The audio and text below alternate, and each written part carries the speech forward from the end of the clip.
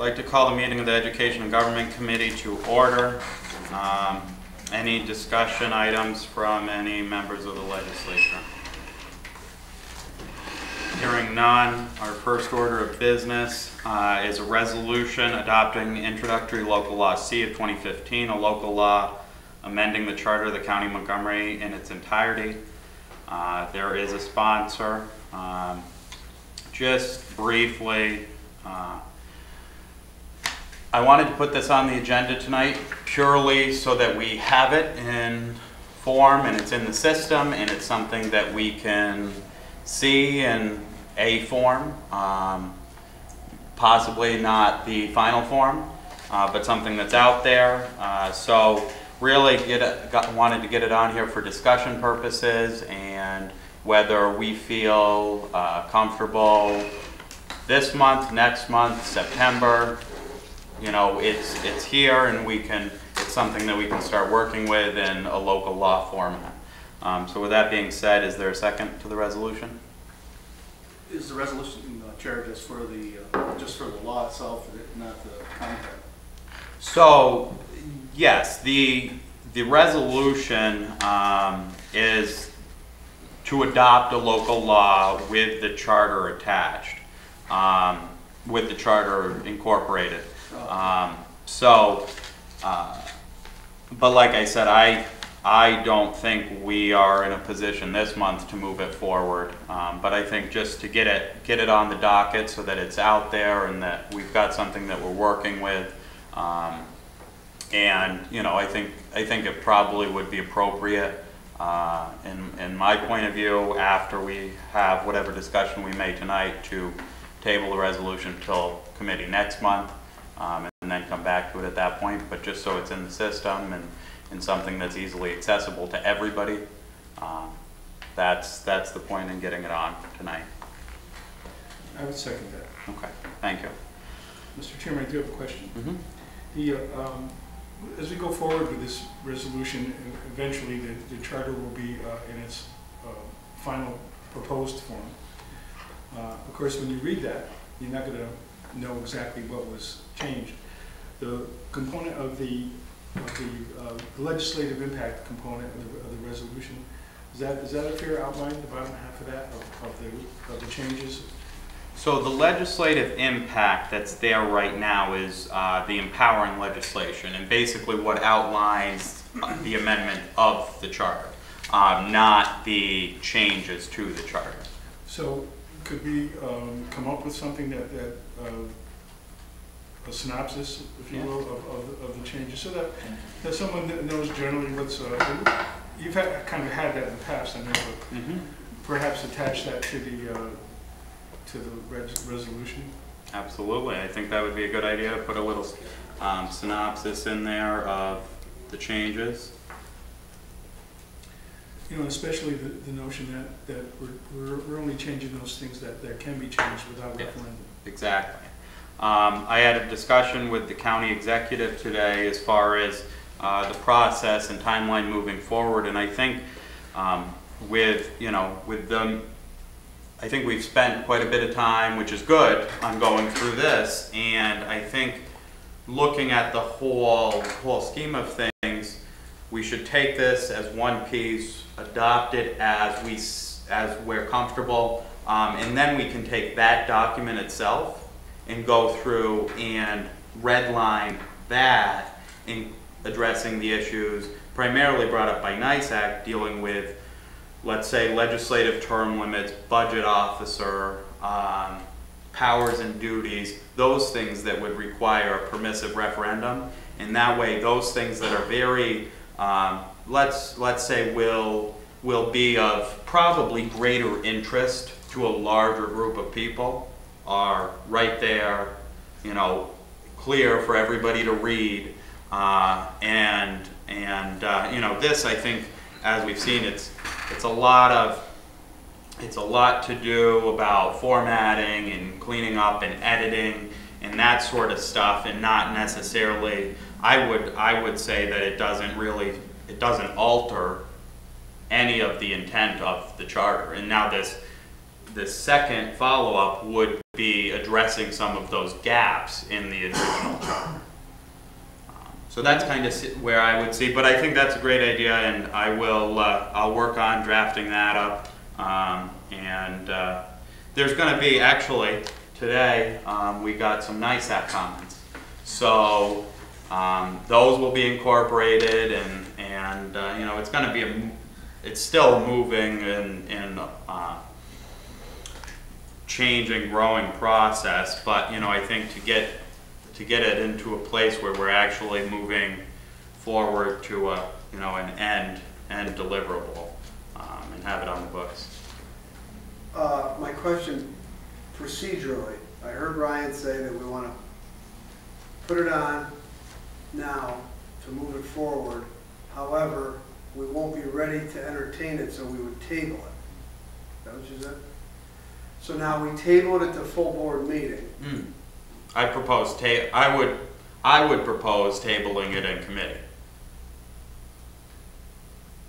Just so it's in the system, so it's accessible. So let me ask this question, because I'm a little confused. I always know that when procedure that I've always, once you table, it then comes back automatically for a vote at the next meeting. Yep. Now, if it doesn't get on, it's gone forever. Or am I wrong? That's the way it's always You worked. can move to table it again, and then it comes up under unfinished business. I mean, if you made it active, had a motion to table, and it was seconded. Okay, I You don't can want do that to make a way. fruitless. Like the FM contract. Right.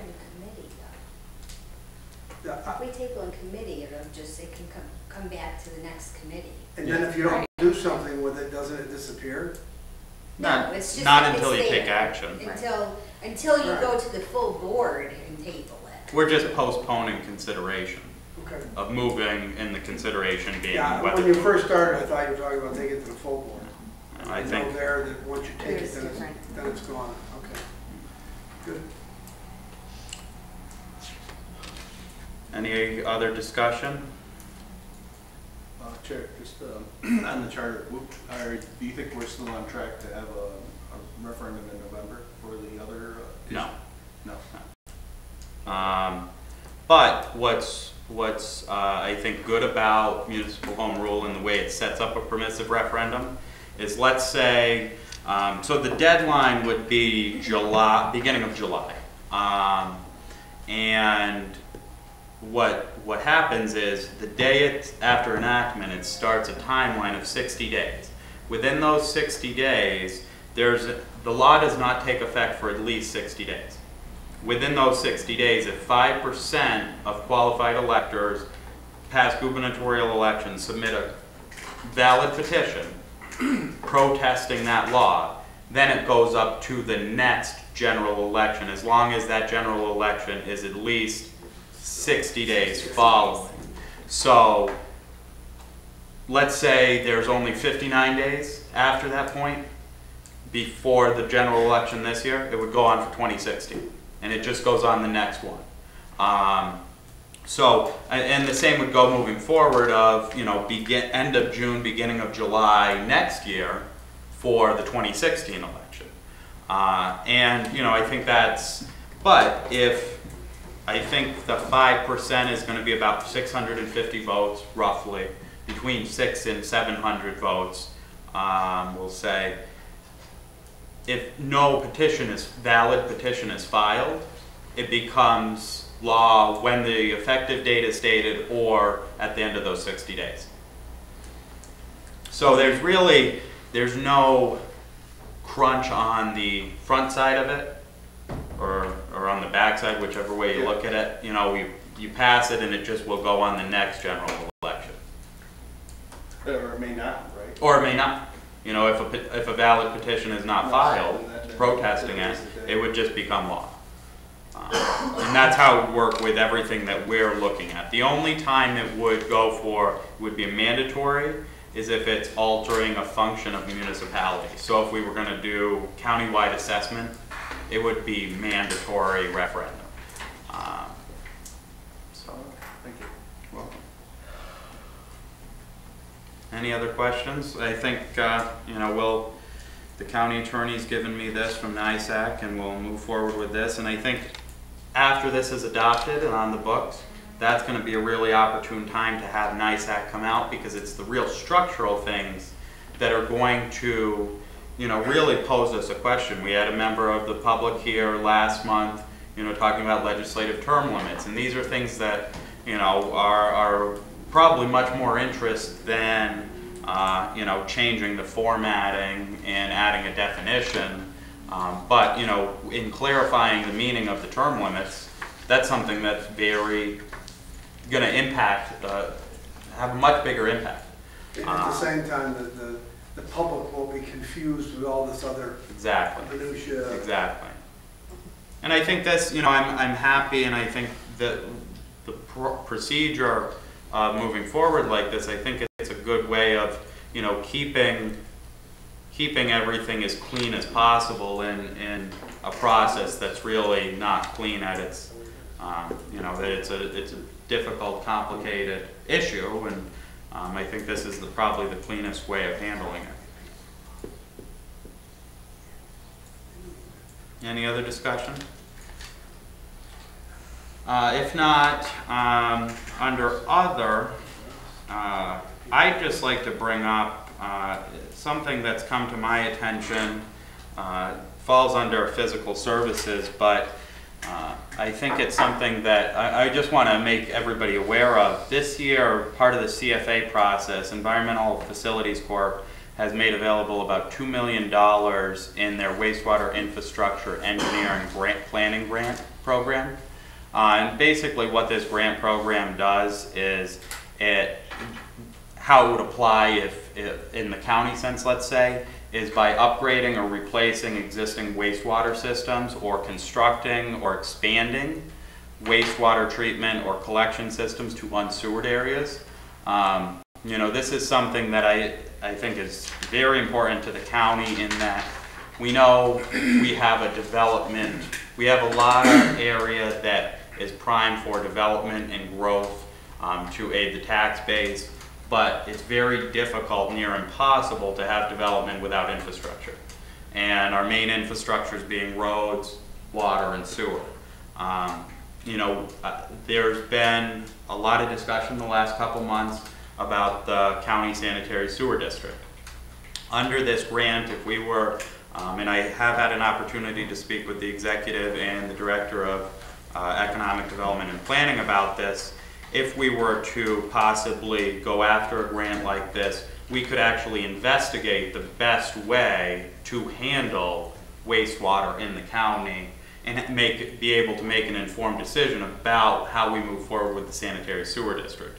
Whether we dispose of that, if there possibly is a way to do that, or if we look at how can we expand those services in the county to provide for more, you know, for opportunities for growth. You know, I think, and it's a hot topic, hot button issue, but you take something like the regional business park, for example, and we've been discussing going on 2 decades now of development in that area of the county, and it's been annexation of one county to another has been considered, which would take a state act, when the only reason that's being considered is because we can't expand the Fonda Fultonville sewer plant 1-2 miles up the road.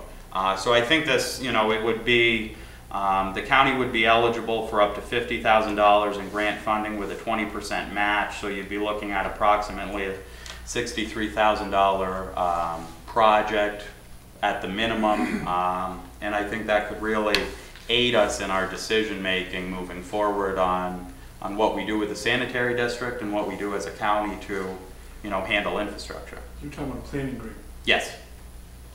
Yes. It's the DEC EFC Wastewater Infrastructure Engineering Planning Grant Program. And it's administered by DEC in conjunction with EFC, and there's $2 million available this year.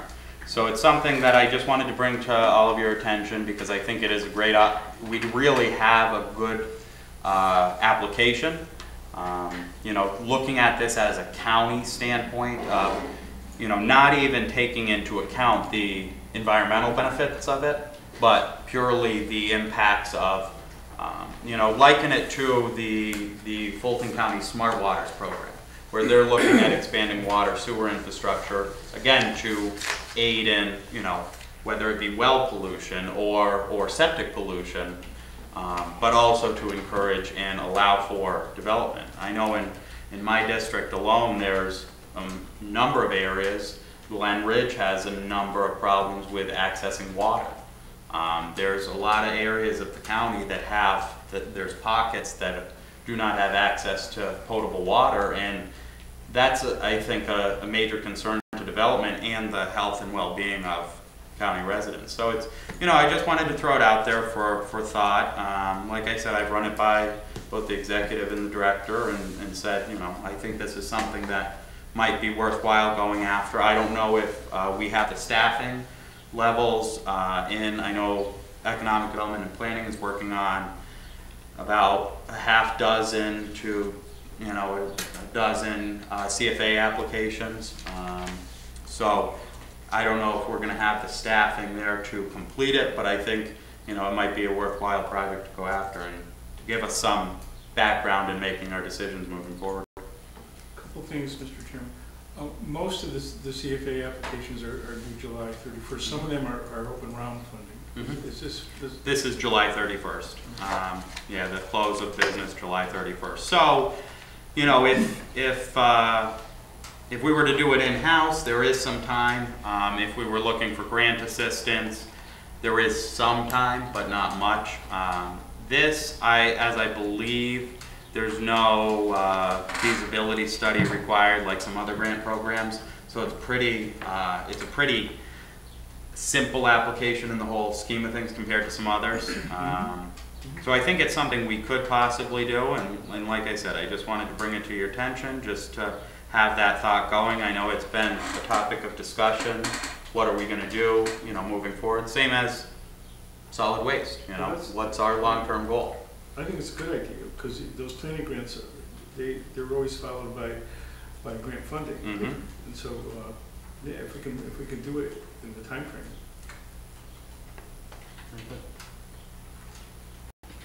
All right. Any other discussion items?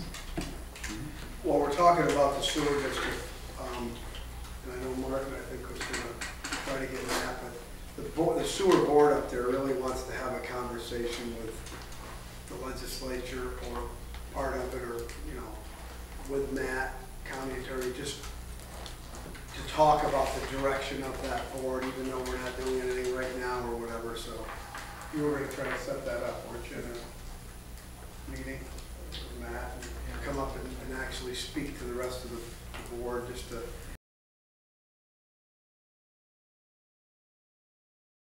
they're reading stuff in the paper, you know what I mean? They see what's going on with us, and we try to inform, but I don't know that we're, you know, we're giving our opinions. All right, very good. If there's no other matters to come before the committee, I'll make a motion to adjourn. Is there a second? Second. Second by Legislator Diamond. All in favor? Aye. Any opposed? Thank you. Have a good night.